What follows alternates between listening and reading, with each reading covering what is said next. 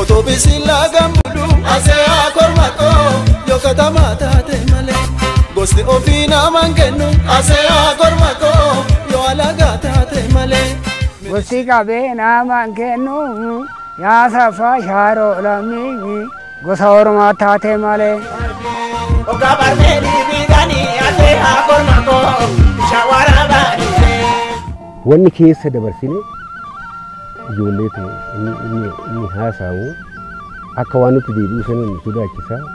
Kan jiruuf barri darbe kan du'e mujjaatu irratti marge. Siifan deema yaabbaa lafaa siifan deema yaabbaa lafaa. Hoo hadaan ollaa sii ta'e hoo jaldeessi ciisii sii ta'e guraan guraati asii uggaatti hambaalee galte.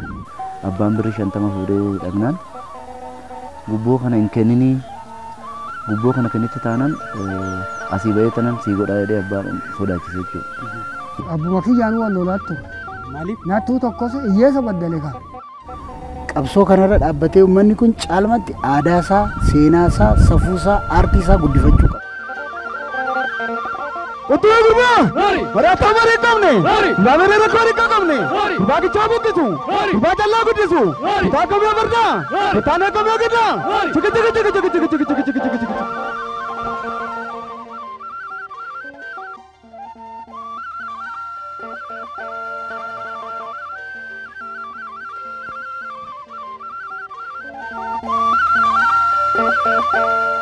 Itoophiyaan biyya sirna siyaasaa hedduu qabaachuun seenaa keessatti yeroo hunda yaadatamtudha. Sirnoota kana keessaa sirni nafxanyaa fi fiyuudaalizimii isa tokkodha. Sirni kunis sirna cunqursaa daangaa hin qabne uummatarraan gahaa turedha. Keessumaa lafa bal'aa baadiyyaa qonnaaf ooluu fi qonnaan bultoota irratti sirna cunqursaa fe'amee turedha. Sirnichi qonnaan bulaan waan oomisharraa walakkaa ol akka isaaniif galchuu kan dirqisiisu ture. Lafa isaanis irraa saamee taayitaa siyaasaatiin olaantummaa qabatee humna uummataa madda diinagdee fi burqaa qabeenya isaa godhatee jiraachaa ture. Sirni nafxanyaa fi fiyuudaalizimii wal makaan kun sirna mirga namoomaa fi dimookiraasii lammiiwwanii hin eegne ta'uu bira darbee walqixxummaa sabootaa fi sablammootaa kan hin kabajne ture. Sirna kana fonqolchuudhaaf uummanni bifa bittinnaa'eenis ta'ee gurmaa'een qabsaa'aa tureera. Isaan keessaa qonnaan bultoonni Tigraay weerara Xaaliyaaniin booda qabsoo jalqaban, qonnaan bultoonni Goojjam qabsoo yeroo adda addaa taasisanii fi fincila qonnaan bultoota Baalee akka fakkeenyaatti heeruun ni danda'ama. Gootota sirna abbaa lafaatiin wallaansoo qabaa turan keessaa goototni Salaalee isaan tokkodha. Sirna abbaa lafaatiin uummanni Oromoo Salaalee gidiraa argaa ture. Maanguddoon magaalaa Gabra Gurraachaa obbo Galaan Badhaanii akkasittiin nu yaadachiisu. Amma gaafa abbaan lafaa kaasu maal jedhe Baalee deemanii Baaleetti lafa fudhatanii as deebi'anii beeksisa ka'uu kaafachuu barbaadu. Deemaa jedhee gindireedhaan diiga mana isaanii kadhatee dide Baalee deemuudhaaf waggaa deeman horii ofii uffatanii qarqaba ofii qarqabatanii waggaa ka'uudhaa deeman akkana dhee sirbe abbaa lafaati. Siifan deema yaabbaa lafaa siifan deema yaabbaa lafaa. Hoo hadaan ollaa sii ta'e hoo jaldeessi ciisii sii ta'e guraan guraati asii uggaatti hambaalee galte. Kanaan nuuri amma dhalataan ammaa kun kanuma se'a. Wanni keessa dabarsine ijoolleetu inni haasa'u akka waan nuti deebi'u sana nu sodaachisa.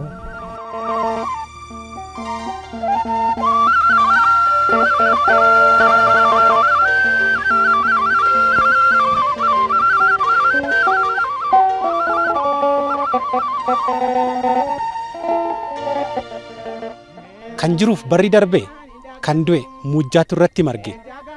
Yagoota Salaal jalaa Taaddasaa Birruu Aagaree Tulluu. Aagaree manni gama Taaddasaa Birruu manni gamana. Lammii isaaf wareegame xinnuma kanaa galanni namaa. Salaaleen bahaafanii kayeetan Salaalee bahaafanii Taaddasaadhaaf Aagaree eessattan barbaadee argaafanii jedhu sirbitoonni Salaalee. Kana kan kaasneef sababa qabna. Seenaatu garaa nu raase. Gootota Oromoo Salaalee yaadanne. Taaddasaaniif Aagareen har'a lubbuudhaan yoo hin jiraannes seenaa isaan guduunfanii darbantu isaan yaadata.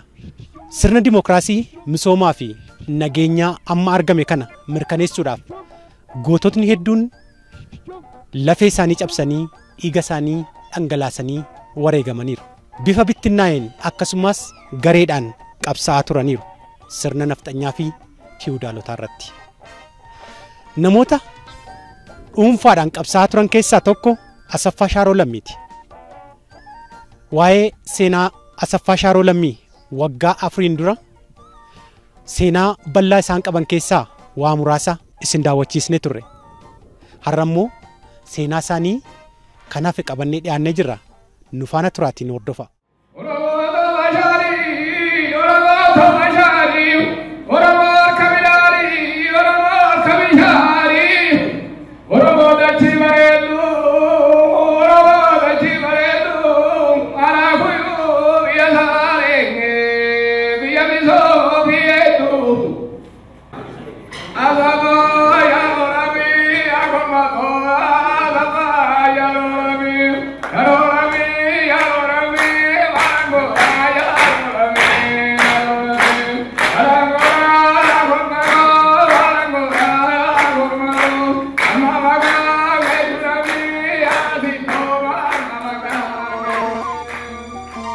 Asaffaa Shaaroo Lammii waan nyaatu hin dhabne abbaan isaa lammii haa ta'uu sanyii warra fiwudaalotaa irraa dhalatuu baatus kormummaa isaa arganii abbootiin lafaa ofitti qabanii firoomsataniiru. Intala isaaniis kennanii fi itti soddoomaniiru. Aangoo isaaniirraa qoodanii itti kennuun akka onnee isaa kanaan Oromoo jilbeenfachiisu waan danda'an hunda godhaniiru. Lammiin garuu keessoo isaatti itti amanee hin fudhanne.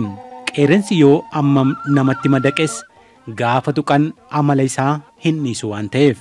Lammii haa ta'uu intala Baatuu Alii geexa irraa ilma jalqabaa argate. Asaffaa jedhees moggaase. Asaffaan dammaaf aannaniin guddate. Lammiin duraanis boodaanis dhiira kan biraa hin arganne. Tokkicha akka leencaa baroodu argachuu isaatti garuu gammadeera. Ilmi abbaa fakkaata akkuma jedhan onnee abbaa isaa irraa dhaalee fi dargaggummaan gaafa wal simaa deemu Asaffaan waa lama hubachaa dhufe. Hiyyeessaa fi sooressa. Abbootiin lafaa ofii isaanii ergamaa waaqa biraa dhufe of godhanii hiyyeessi waan ofii qote jaraaf qooda. Roorroon hiyyeessaa garaa isa raase. Sammuu isaa dhukkubse. Qabeenya abbaa isaa dhiisee haaloo hiyyeessa irratti raawwatamu ba'uudhaaf bosona seene. Maaliif hiyyeessi baddalamaa tanan keessan aduun amma hiyyeessaa ba'e Itoophiyaadha. Aduun amma kalee galgala rooba bulee amma kun akkaatti aduun ba'eef hiyyeessa. Akka kalee galgalaa ho'itaa gizee kana an buddeena nyaannee aduu agarree hiriyaa wajjin haasofnee hundumaa taane gizee kana aduu nuu baase gooftaa keenya aduu naa ba'uuf aduu hiyyeessa baase. Makaraatti annooreen gizee jaanuu qabee gizee namtichaatii qabee amma aduun naa ba'ee daa'ima kiyya aduun ba'ee haati manaatii illee daa'ima fudhattee baqattee dabaddabamtee halkan irraa dhumee ana dabaddabamuu dhufe malee kaan immoo gobaatan dhufeen isaanii. Gaamareessi fardiin kuffisu jedhanii isin immoo waan badaas waan gaariis hedduu dabarsitanii as keessanii jirtu. Dhaloonni ammaa kun immoo waan duraaniin beeku sirna duraan raawwatame waan ta'eef mee akkami isin egaa sirna jaanoyiis sirna dargii keessas qabsoodhaan dabarsitanii jirtu waan ta'eef mee haala duraaniitii fi waan ammaa kana mee akkamitti wal bira qabdanii dhaloota ammaatti himtume. Inni taan duratti coqqonamaatii tasaggaraatii jaanoyis hiyyeessa gobaatii kaan achiin abbaa lafaatti godhee achi zagiitti godhee hiyyeessa baddalaa ture. Harma jaanoo san qabate sunis immoo isumaan nutti dhufe. Maaliif hiyyeessi tan baddalamu? Lafa tan diriirsee uume waaqa hin xaarrata silaa. Ugaa akkaatti gologgolee akkaatti qotee akkaatti nyaatu kana maa akkana gootan maaliif yanan jedhuun ka'e. Kanaan aduun hundumaatu duraan nuti dukkanaa'e isbiiti dukkanaa'e jira dukkanaan. Ifeennan kun amma aduun nuu ife aduun nuu bahe. Kan kaanii miti Ormaa fi miti anaaf aduun bahe anaa tamasgeenidha mallas tamasgeenii baadii guddaa misgeenan galchaaf. Daa'imni kiyya tashaggaree haati manaa tiyya tashaggartee dabaddabamnee garafamnee Itoophiyaadhaa immoo alamii kana ani bakka tokkichatti erga takka alamii nu agarsiise kanaaf misgeenaa isaa galcha. Asaffaa Shaaroo Lammii imimmaan hiyyeessaa arguu hin barbaadu. Abbaa lafaa hiyyeessa miidhuuf akeekkachiisa kenna. Kan of tuuleefis shimalaan ol deebisee gad deebisee garafa. Yeroo itti hammaatan bosona seenaa qe'ee abbaa isaatti yoo deebi'u abbaan isaa hiyyeessa irraa irboo safarata. Yeroo isaan irboo kaffaluuf midhaan harreetti fe'anii dhufan karra irra dhaabbatee maaf kan itti dafqitan namaaf qooddu. Abbaan koo maaf ofii isaatiif gadi jedhee hin hojjetu hin ta'u fudhaa galaa jedhan. Yeroo kana abbaan Asaffaa Shaaroo Lammii haa ta'uu qaawwee gadi luqqisee asnatti garagaltee jedhee itti tokkosim garaa abbaa ta'etu fakkaataa xiyyitiin itti tokka'e Asaffaa hin rukunne. Asaffaan garuu danfaa garaa kutatee gara bosonaatti seene. Abbuma kiyyaan wal lolaa ture. Maaliif? Nattuu tokkos hiyyeessa baddale kaa. Hiyyeessa baddale irboo irraa nyaata. Itti gammata. Isaan immoo hin bu'an. Abbadee gaallaalee inni xaaree fuudhee dhoqqee san keessa wajjin hojjete abbaan kiyya. Wajjin hojjennu. Jaazafaa yaabaa girmaa ngasee yaabaa girmaa. Jaazafaa yaabaa girmaa. Jaazafaa daamaa kalaa ngasee daamaa kalaa. Daga shakii kootuun kalaa. Jaazafaa laagaa harbuu ngasee laagaa harbuu. Oka shanii naatu didenge. Oka shanii naatu didenge ngasee leetee sakoo. Harra kumaanuu siin arguu. Dokorsi nooyee naadi bee ngasee Shaaraa Lammii. Yankota moonaa naramanga. Okan gooti kaalaa baduu ngasee yaabaa gitti. Okan gosaatti galadu. Taimni booyee naadi bee ngasee Shaaraa Lammii. Taimni booyee naadi bee Jaazafaa Shaaraa Lammii. Asaffaa Shaaroo Lammii hiyyeessa hin tuqinaa jedha malee dhiphummaa hin qabu. Namni hunduu lafa kanarratti wal qixaa jedha. Kaayyoon isaa hiyyeessi maaliif tuqamaadha. Ilaalcha biyyoolessummaa akka qabu gochi isaa kan agarsiisu. Kana jechuun yoo Oromoon tuqamu dhaabbadhuu ilaali jechuu miti jedha. Oggaa gosa tuqxe immoo itti dhaqi Shaaro. Itti maki Shaaro. Itti maki. Soban haasayin. Soban haasayin. Haasa'e. Tokkicha kophaa deemu. Miidhas ka maqaa Oromoo. Asaffaa harbuullee mana hidhaa keessatti dhaabee hiyyeessa nyaachisu. Sixii dhiiraa seentee beektaa Shaaroo. Dhiiraa sixii seentee hin beektu. Gootni sixii dhiiraa seenee hin beekne kun osoo hin baratin mul'ata sirna dimokiraasii misoomaa fi nageenyaa qabatee qofaa isaa qabsaa'uu jalqabe. Gosaaf orma osoo addaan hin qoodin hojii hojjetuunis uummata biratti jaalala argachaa dhufe. Hiyyeessi Asaffaa faarsa. Yoo jarri ajjeesuuf mari'atan karaarraa maqi jechuudhaan gorsu. Yoo poolisoonni sirna Haayile Sillaasee adamsan bobaa isaanii jalatti dhoksatu. Odeeffannoo kennuufi gootni kun waan jaalala biyyaa fi jaalala uummataa qabuuf diinni gaaduu hin dandeenye. Qabsoon Asaffaa Shaaroo Lammii qabsoo uummata cunqurfamaa waan ta'eef kunuunsanii qabachaa bara 1983 erga kaayyoon uummata cunqurfamaa milkaa'e booda deebisanii ofitti makanii wajjin jiraachuu eegalan uummatni Oromoo Salaaleem. Dargiin bannaan gara biyya kiyyaatti amma nan galaa bakka itti dhaladhe jechuu waan ta'eef jedhanii yeroo sanitti ani Salaamina Maragaagaatti keessa bulchaa gandaan ture. Lafa isaasan iddoo jiru jaarsa biyya wajjin uummata wajjin taanee itti deebisne gara qe'ee isaaniitti akka deebi'u kan godhe ana jechuudha. Gara qe'ee isaaniitti akka isaan deebi'anii galan. Kanaaf toora kanatti gahee guddaa taphatanii jiru jechuu hin dandeenye sirna dargii keessatti jechuudha. Sirna kana fonqolchuudhaaf hacuuccaa uummata kanarra gahee irraa buqqisuudhaaf karaa bittinnaa'een qabsoon isaan godhan shiftoota kan biraa wajjin waa guddaa hojjetanii jechuu hin dandeenye. Kaayyoo biraan qaban hattuusii miti. Kaayyoo hannaa odoo hin taane kaayyoo hacuuccaa kana uummata kanarraa dhabamsiisuti malee kaayyoo biraan hin qabnee fi keessatti obbaansaa qabeenya kan qaban yeroo sanitti qabeenya san qe'ee taa'ee nuu nyaadhu abbaan isa malee hin qabu abbaan isaa jechuudha. lammii haa ta'uudhamu isa malee hin qaban abbaan sana jechuudha. Kanaaf yeroo sanattis hin didanii jechuudha. Mallas gooftaa Itoophiyaa akkama ta'u akkam gootare barri darbe margee haa mallasii maqaa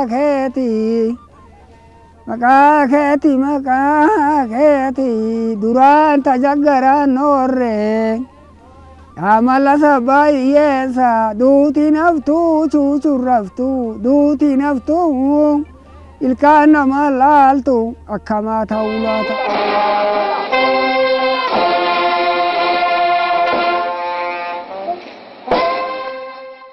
አርሶ አደር ሚሊዮኔር ይሆናል ሲባል ተረት ይመስለን የነበረው ነገር በአሁኑ ሰዓት እውን እንዲሆን ያደረጉ ልዩ ጀግኖችና አርበኞች ናቸው።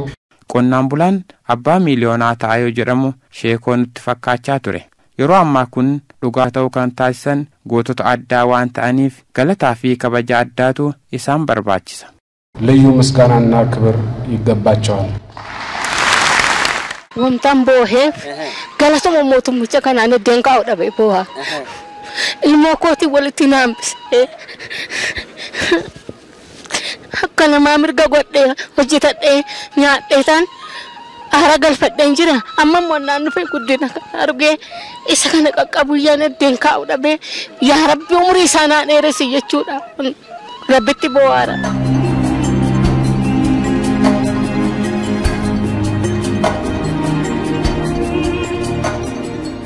Ana siiduutu akaahame faca'e hin biqila na biqilchi amma barakaa isaatiin hin biqile amma du'aan ka'a an du'aa ka'e kanaaf gammachuu isaan eddeen kaa'u dhabee boohaara innan du'aan ka'u jechuudha sila ofii mataa kan kootii jedheen hojjetadhe isa waa fayyaduufi miti. Kaleessa namni nuti ofii hojjetanne hin arrafamna isaanii hojjanneetu nu arrabsa ofii hojjetamne mootumni kun sirni kun nu badhaasaa ture ofii hojjetannee jechuudha. Kanaaf jijjiirama aganaati jira. Abbaan Asaffaa Shaaroo lammii haa ta'u ilma isaanii tokkicha kana baay'ee jaallatu. Asaffaan halkan malee guyyaa abbaa isaa wajjiniin illee wal arguu hin danda'u. Ilma isaanii fuusisuu barbaadan geggeessitoota Haayile Sillaasee fi Asaffaa walitti araarsuudhaafis mataa kennuu barbaadaniiru. Jaarsummaas ilma isaanitti ergan ilma koo gara qe'eetti deebi maatii horadhu hanga yoomiitti bineensa waliin bosona jiraatta abbootii taayitaas sirraan kadhadha jedhuun. Yaa abbaa koo fuudha na fuusisi dacheen kun hunda keenyaaf walqixa ani abbaa lafaa hin gabbaru yookaan gibras hin kennuuf jedhee deebiseefi.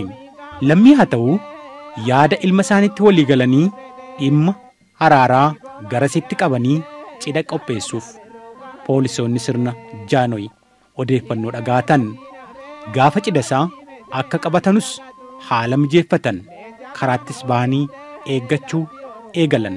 Amaamonni gara poolisoota sanaatti dhiyaachaa yoo dhufan Asaffaa Shaaroo lammiitiif odeeffannoon dhufee kennameefi. Jarattiin si eeggachaa jirti miliqi jedhaniin. Gaafas qabamanii natti dhufan. Gaafas yan qabamuu jedhan. Fagoodha manni keenya kaallayyuma gubbaarraa achi namni hin dhabamu akkana. Nama farda kaachee sooma tokko sota jedhee nagaatti. Hin qabamneefi isaanan noora. Womaanille har'a qabamada. Nafsee isaa amaaru zallaqaa ilma giraamaa tayyeessa afoolisiin hoggosi. Garuu ani jabeenyi manamaa wajjiniin manuma isaatti tangale qaba. Shurraan hoggasii shafanamteeti mul'attu waanis hin beektu.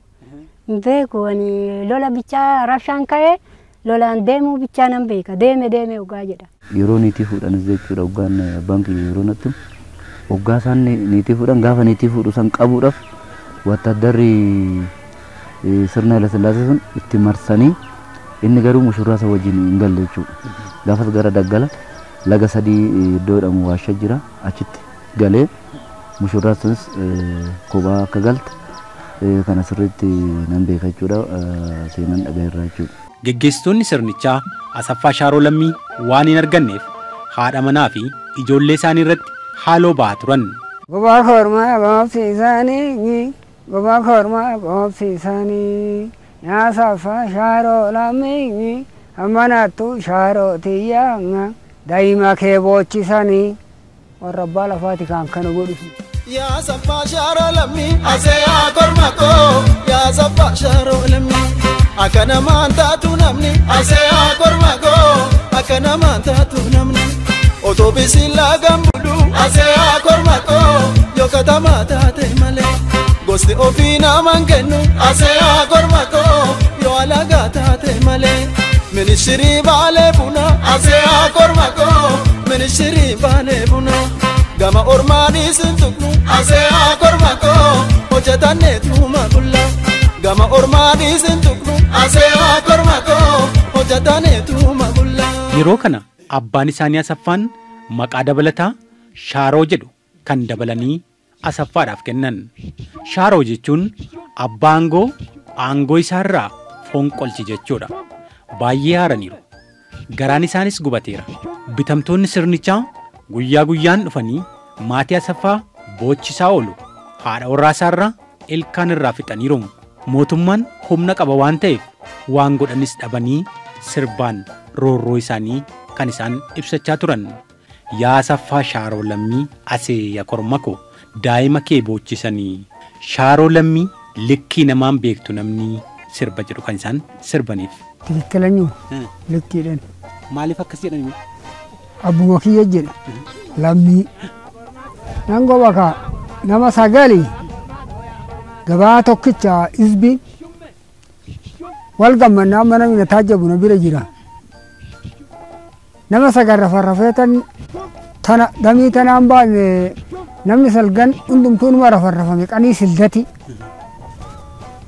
jeem baratan qobaama keessammoo hin jiru garuu nama birmatu nabama nama maddii kaatu rukutu malee.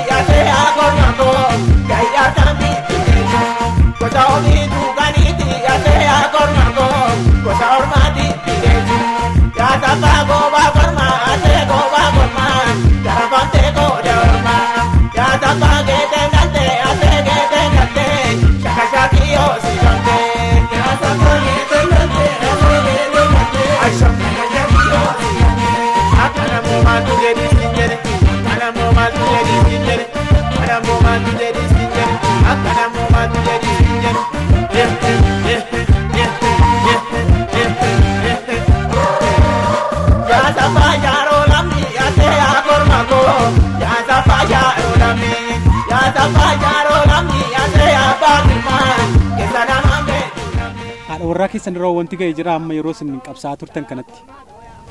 Haadha warraa kiyyarra wanni ga'e daa'ima irratti gateetan namni qabeeshiin tuqu kaanii taran jiru gara biraati. Daa'ima sanii waggaa 9 qotte.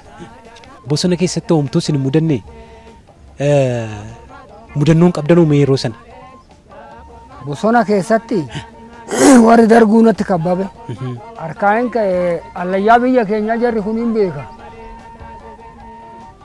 Kanarra deeman kuni ka allayyaadha. Tuskii natti jammaran. Amman hojjedheetan baranbaraas bayyan ulluuqaa fa'aan jedhani xinnoo kuni dhaga'uun didu kunillee wallaan baay'eedha poolisoonni. Hallayyaa sanirraan of gatee achi of kenne. Kan hundumaa maaliif maqaa Oromootii malee maqaa daa'ima hiyyeessi maaliif abalu? Hallammii summaa dhiifame. Harroobaa akka summaa tuqame. Handaadhii bunee summaa dhiifame. Afayyee turaa summaa tuqame. Hiyyummaadha waltu kuni maaliif dhufaadha nan ka'ee kanumaan. Utuu gurba. Barata mari kamne. Gamere rakori kamne. Bagi chabu kisu. Baca lagu kisu. Tak kami berda. Tanah kami berda. Cik.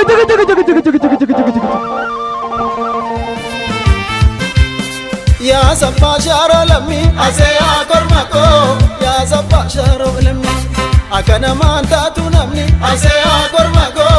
Akana maantaatu namni otobisiin laagaan bulu asee kormako.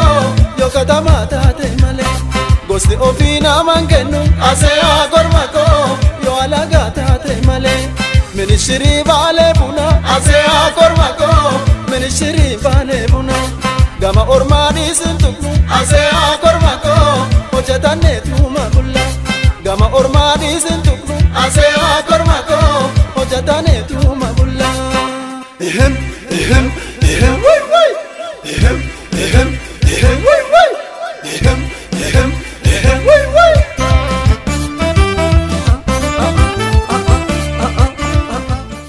Xiiqiin dammarra minyaa akkuma jedhan egaa adde Tsigee Seefuutii fi obbo Asaffaa Shaaroo Lammii abbaa manummaaf haadha manummaadhaan umurii kana hunda waliin jiraatanii jiru. Yeroo obbo Asaffaa Shaaroo Lammii qabsoodhaaf bosonatti seenanis adde Tsigeen qonna qotaa ijoollee guddisaa akka turanidha. Seenaa obbo Shaaroo Lammii amma nutti manirraa kan nageenye. Mee adde Tsigeenoo maal jedhu? Gaanni jalaa miliquu isaan immoo nutti dudadaanya warri dhufu sun. Nus immoo akkasumatti kaarabshaan nutti dhufa dhuma jennu lolluun warri kaaka. Mana hidhaa hin seenin malee akkasumattan hunda danda'ee dabarse jedhu adde Tsigeen. Wanni nurra gawwinuma garuu nu lolan kaa poolisoota santu nu lola nuun immoo gaanni rabshaa kaasee tooyii deemu immoo duuban immoo poolisiin nutti dhufa. Sumatu nyaachiseetuma biyyatti gadhiisee meeshaalee qofa dabaddaban kanatti ilkaan irraa fixan. Maqaa kana itti gubattee daa'ima ofii guddiste.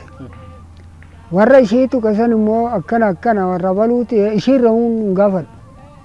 Annatti muka baay'eedha halkan hin deeman malee. Waan dhaqee gaafni hundumaa fuudhu jira. Sila isheetti dhirsaaf niitii nama torba walitti dheetan qaniidhaan. Anuma isaanii qalee isaanuma nyaachise. Isin haadha manaatii akkana goosise jedheetu. Kanatti noore. Ishiinis kanatti noorte dabaddabamaatu. Har'aani amma ilkaan qaba. Na dhukkubuu malee ilkaan hin qabdu maqaa kiyya malee wanjalan goone.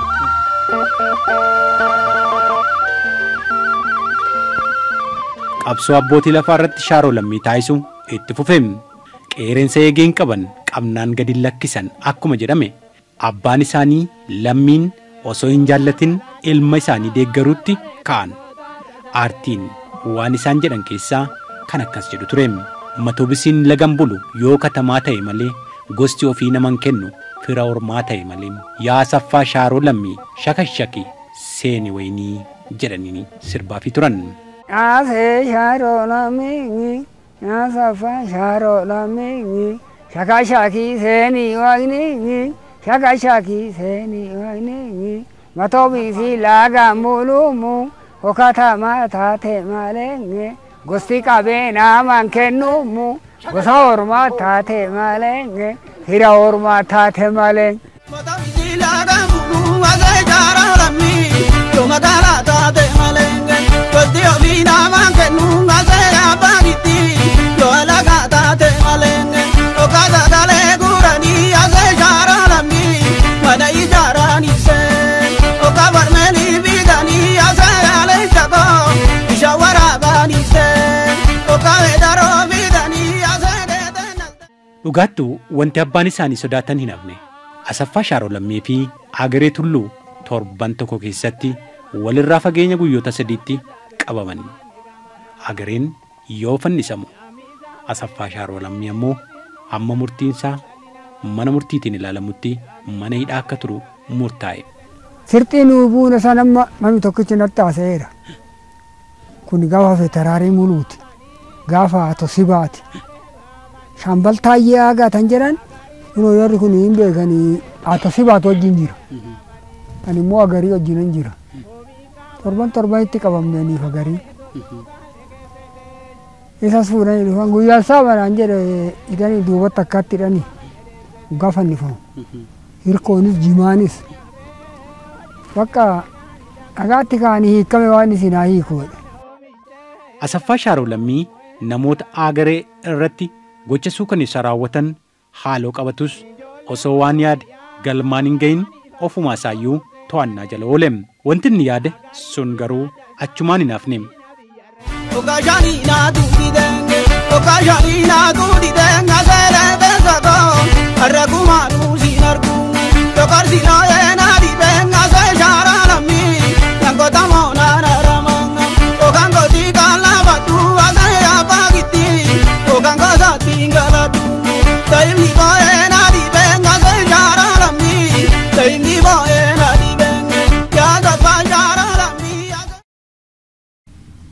Abaluu bichaan na hafeem jedhe. Maqaa waame? Hafeeyyu. Namni ka gallaan akka manoo haasaan gatiin qabu. Isin hin qabamne? Waa takka nan gale kaayiraa keessaa waggaa 9 dhamee. Walumaa galatti waggoota 9 mana hidhaa keessatti gidirfameera. Mana hidhaa keessattis sansalata kiiloogiraama 50 miilla isaatti baatee gidirfamaa tureera. Nyaata kennuufii didanii guyyoota hedduu biyyoo nyaachuudhaan lubbuu isaa tursuudhaafis yaalii godheera. Boolla keessatti osoo hin du'in waggaa 9 ifa osoo hin argatin hidhameera. Gochi kun bara 1961 haga 69 kan raawwateedha. Bara 1965 bilisa ba'us mana hidhaatti akka deebi'edha Asaffaa Shaaroo Lammii kan dubbatu. Turtii waggaa 9 keessatti gootni kun mudannoo hedduu qaba. Mee mudannoo mana hidhaa keessatti dabarsi keessaa tokko nuuf haa qoodu laata? Maal ta'a asitti fakkaate? Sireenyaan 800. Sireenyaan 800 kun jalli qoffuramaadha. Sireenyaan 400 kanarratti gala. Ana akkanatti na hidhaniit kana keessatti an gala. Kuneer Zawudeen jedhani ka azzaajiin achi. Kuneer Zawudeen suni nan jaalatu. Bakka maali kana akkanatti hidhamee hantuunni mataanarratti kuni kaabiidha. Kun kaabameera dhakaa. Dhakaa kaabame. As keessa hantuunni mataanarratti qaraxxafaa bulu. Mataa qaraxxafaa bulu. Hantuuta 19 fixe. Maaliin akka harka bitaa inni ana akkanatti kufe nan ciisa. Garri inni kun jiru inni qarxaf hoo godhanii ekkootti qabataan asumatti ajjeesa. Hantuuta 19 kun amma isin garbee biran jira. Fixe. Addeessa amma biiftuu baateen argu kan. Hoon adda kana maskootitti akkaatti qabe naxxifa. Xinnoo naxxoo akka lafti baree isaanan beeka. Abeet hin jedhe. Maal jedha immoo Shaaroo Lammii maal jedha na arrabsaa dhufe. Maali Shaaroo Lammii jedhe. Mee koo gooftaa koo si caaluun na argate eenyuun arrabsa. Garuu wantu too'ite inni. Asi caaluun na argate mee kootti hanna caalu eessa jire. Hoo balbala bante malee agartaanye. Sagalee hin ciciisa kunoo. Kun isin caalu qixxeen tuutatti ani. Ati namaa naata inni humnaan miila kan hundumaa fixee hin jee. Buddeena qanii 2 narraa kutee har'ammoo. Gana anan qanii 5 agabuu oolee bulirra. Dhoqqee nyaaddes hin jedhama. Guyyaan hidhamerraa kaasanii abukaatoo ta'anii falmaafii turan. Mattaa kennuufis yaalaniiru. Abbaan seeraa sadarkaan jiru garuu Asaffaa bilisa baasuufii dide. Bara 1965 Asaffaa irratti murtiin du'aa murtaa'e. Barmeeliin bishaan itti danfisamee lubbuun Asaffaa itti affeelamus dhiyaateera. Du'aa isaa immoo wadaroo mormatti kaa'anii fannisanii uummatattiin sodaachisuudhaafi. Asaffaan waan ta'u kana hunda of fuulduratti ilaalaa jira. Abbaan Asaffaa garaan ciniinaa jira. Asaffaan garuu kutateera aarsaa ta'uudhaaf. Gidduu kanaan abbaan isaanii oliyyata gaafataniif mana murtii ejibbaataatti ta'uu isaati. Oliyyata isaa fudhatanii beellama dheereffatanii fi sansalata isaa waliin gara mana hidhaatti deebisan.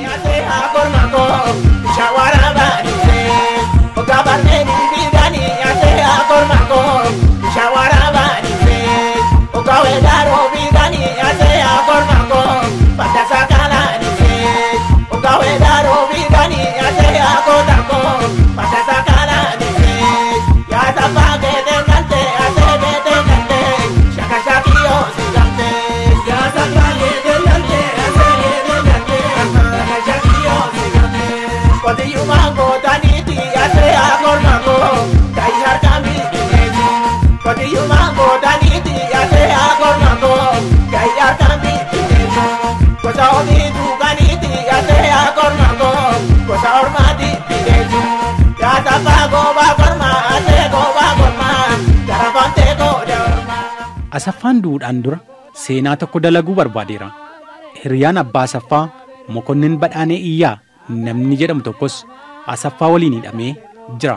Maal goota gaa yaa maraattuu lammiidhaa guyyaatu dabarsee nu kenne jedhan. Warri barmeelii qopheessanis Asaffaatti dhaadachaa siigoone kaa jechaa ammas itti baacootti ka'an.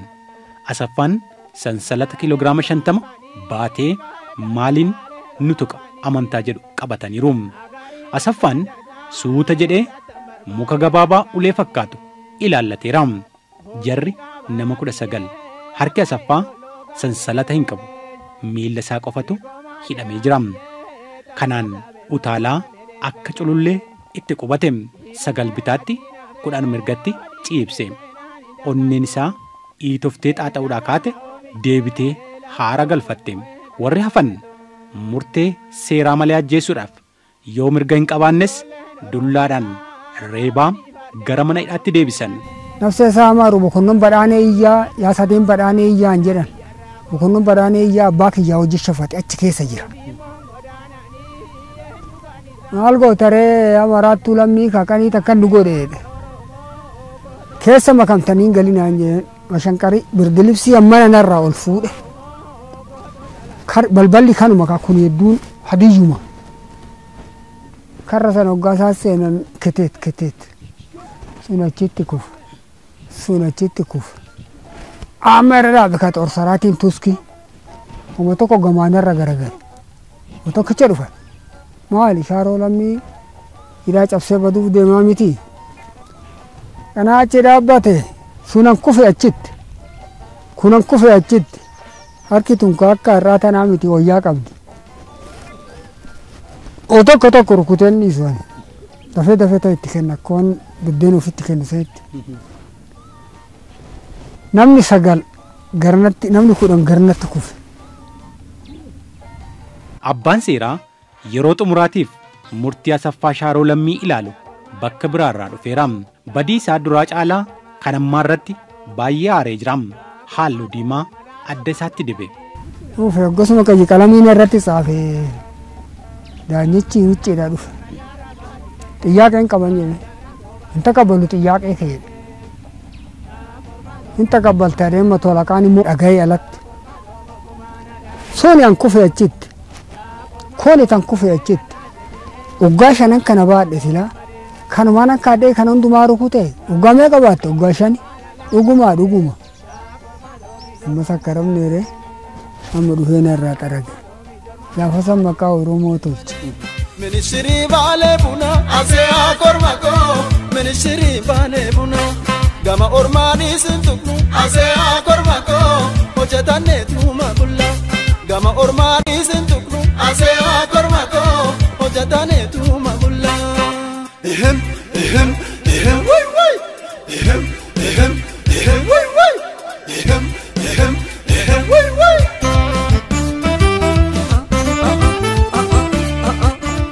Kan keessa namaa beeku dhumee hin qixxaa'u jedhama. Mee namoonni obbo Asaffaa Shaaroo lammii beekanoo waa'ee isaanii maal jedhu laata? Gara isaaniitti isin dabarsina. Onnee qaba. Ati amma asitti nama tokko hoonoo wal lolte sin beekun hoonuma sun akka baafii malee han si lolta ammoo seena si wajjin hin hidhama hin baa booda abbaa lafaatiin sun wallolee abbaa lafaa hin gabbaru dhee cakkasee abbaa lafaa san jilbiifachiisa ture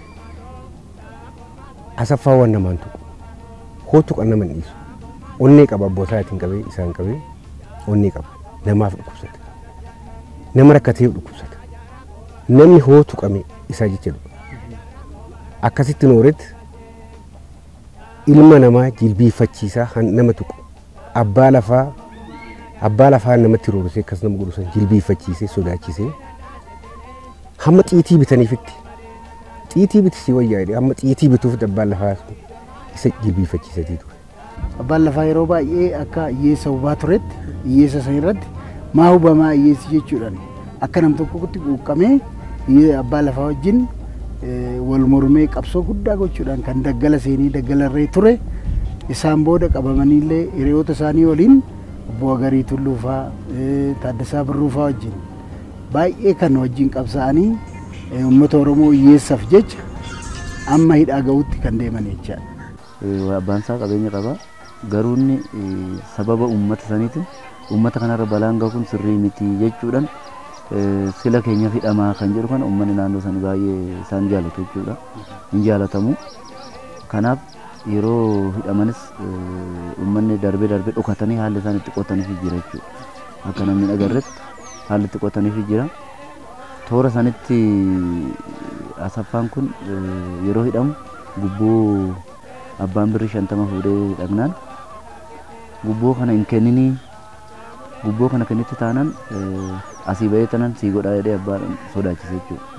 Inni dide isaan booda irra Asaffaa laga harbuu waggaa 5 didee arrafumaanus hin argu jedhee abbaan isaaniillee kan itti sirban ture jechuudha. Asaffaa Shaaroo lammii bichaa odoo hin ta'in kan akka Taaddasaa Birruu kan akka Agarii Tulluu dur kan akka Tulluu Urgee kan akka Feetiraarii Muluu Asanuu xaaliyaadhaa odoo harka hin kennin waggaa 5 falmeen ture biyya sanaa keessa. Kanumaan deemuudhaan Oromoon goota qabdi. Oromoon nan tuqnaa jedha. Oromoon naman tuqootu kan naman dhiisu. Sina dargiiti keessas keessattuu bakki isaan itti galan sun gosaan biraa keessatti jechuudha. Naannoo gosaa jira biyya kana keessatti aanaa kuyyuu keessa ture abbaan goomni isaanii jechuudha. Isaan garuu gara aanaa warra jaarsa gonda dhaayetuuti iddoodhamutti galan. Isarraa ka'ee sirna dargii san keessas sirnicha saniifis toleedhee yeroo sanitti nan beekan jechuudha. Ijoollee barachaa jirra itti marsanii dabaddabanii turan jechuudha. Isa dabaddabanii uummata san keessaa gara aanaa kuyyuutitti illee haalli isaan itti galantu jira jechuudha. Ganda diiban kuraaddoodhamutti galanii isarraa ka'ee naannoo sanitti sirna dargii keessas dargii balleessuudhaaf guyyaa takka illee idoon taa'in wanti isaan socho'aa turan jira jechuudha. Daggalatti galuudhaan itti marsanii yeroo adda addaa ijoollee isaalleen sababa kanaan gara Harargeetitti badanii ammallee Harargee kan jiru ijoollee isaan jiru jechuudha.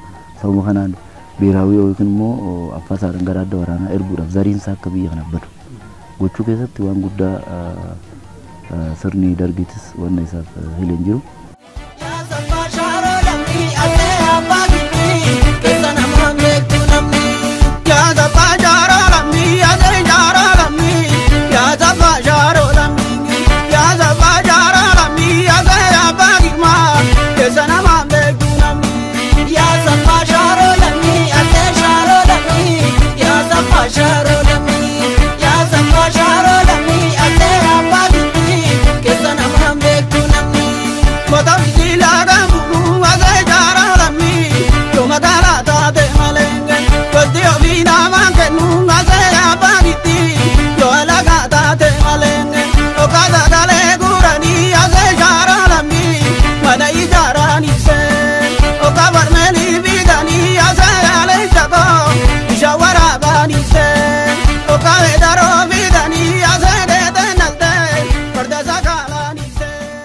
Hiyyeessi uumamaa kan ture abbaa lafaatiif kan qotaa ture qotee abbaa lafaatiif galchaa ture kana dhabamsiisuudhaaf kan qabsaa'an jechaadha. Hiyyeessi ajajamaa ture abbaa lafaadhaaf horii eegaa hin qotaa hin galchaa kana qabsaa'anii isaan bisuudhaaf. Abbaan lafaa hanatti qotte hanatti gabbifatte humnaan nyaata. Fuudhi jedha hoodii dessormuu tokko ka garaan isa didee qofa abbo lafaa sun lola da caakkaanoo dur caakkan jira caakkaanoo harkan kennu hin gabbarsiisa malee hin gabbaru nama baay'eetu jira kan akka Taaddasaa Birruu wattaaddara galuu hin dandeenyeef biyyi kee abooti nan beeka wattaaddara galuu hin dandeenyeef lola nam tokkooti hin tuqanii hin balleessaa tuqa sarmuu naman tuquu tuqa naman baasa han isaan ga'e wattaaddara gala wattaaddara keessatti hamma silxaana argatutti kormaa jagnaadha hamma silxaana argatutti hamma Jeneraal Taaddasaa Birruu jedhamutti deema achi keessatti Oromoo kana tuqan Oromoo waggaa tuqan Oromoo kana sarmu fudhatu Oromoo waggaa tuqan Oromoodhaan kubsatee akkamitti Oromoon ilmee muluu odoo afaan qabu odoo mataa qabu odoo onnee qabu duubatti hafeenuudhaan jiru jammara kana jammare garuu kaa mangistiin namarra humna qabaa hoggas tashannafee qirincaafiin isaa hani inni gaaf guduufan inni gaafas guduufe hamma har'aatitti Oromoo ija banachiisee har'a Oromoo lafaa isaatiin haasa'ee hanqotate galfatee han horsiise nyaatee hanne dallabate tumaalee soofii qalachuu danda'e. Yeroo bira qabnee ilaallu garuu yeroo ammaa kana uummanni haala isaaniitti irratti qabsaa'aa turaniin yeroo ammaa kana namoonni keenya yookaan uummanni keenya ofii qotatee ofii of jiraachisuudhaaf caalmatti hojii isaa hojjetee bu'aa gaarii fiduudhaaf kan itti tattaafataa jiruu fi barnoota hojiinis walitti qabamee kanaan dura yeroo dheeraadhaaf akka hin baranne sirni sun hidhaa kan turee fi Oromoo barsiisuun kutaa afur akka hin dabarre waan jedhamaa ture yeroo ammaa afaanuma keenyan aadaa keenya fi seenaa keenya guddisuuf afaanuma keenyan amma yuunivarsiitii sadarkaa maastireetitti kennamaa kan jiru ta'uusaa nama hubachiise. Taaddasaa Birruu, Agarii Tulluu, Asaffaa Shaaroo Lammii, Fiitaraarii Muluu Asanuu, Tulluu Urgeen jedhan kun ciniinsifachiisaa turanii seenaa akkanaa keessa darbanii. Ani garuu har'a akkanatti isi fuuldura haasa'ee kana carraa akkanaan argadhe kana hoolaman dhal'ee jechuu nan danda'a. Kana kanatu jira.